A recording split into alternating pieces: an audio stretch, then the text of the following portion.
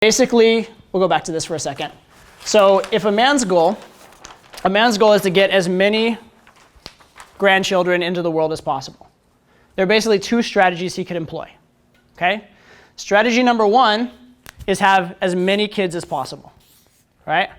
This is go around and fuck every woman you possibly can strategy. That's the fun strategy, right? Go just have tons and tons of kids, and don't bother raising the kids necessarily. Either hope that some other guy comes along and helps the woman raise the kid, or hope that she raises it alone and somehow succeeds and whatever. And just hope that you're gonna have like, dozens of these,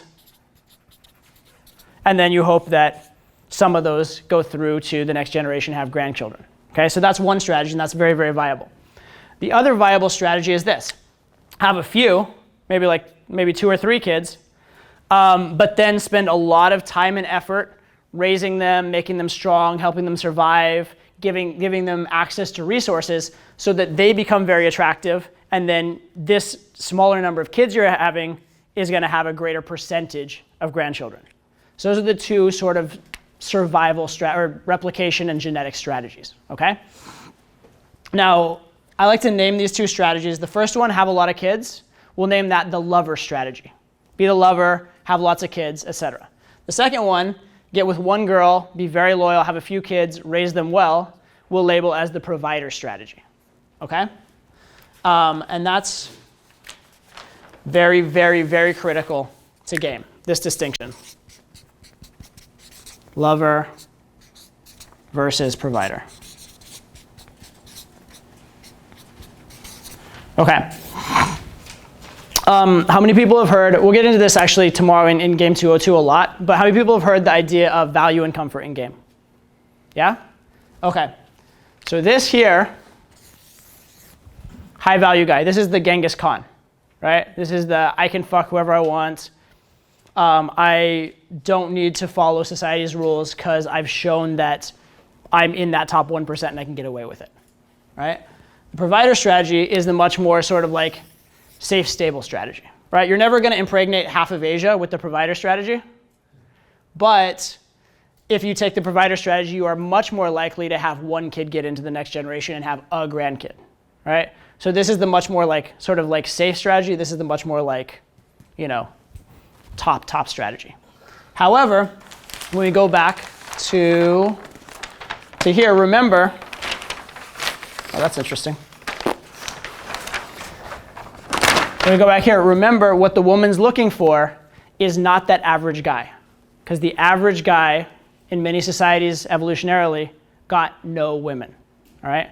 And one of the things that is the most attractive in evolution is that you could get girls, that you had sexual options, right? Because what does that say? If you had a lot of sexual options as a man and you're giving your DNA to the woman's children, that's a very high likelihood that her children will be sexually attractive, okay?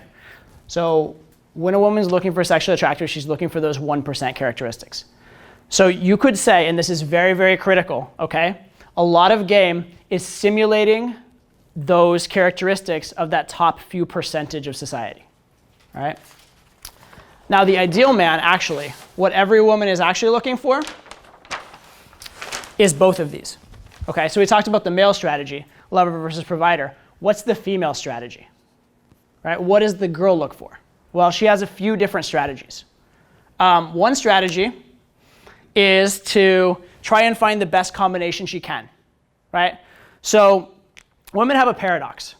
On one hand, they want the most badass, alpha, sexy guy they can find.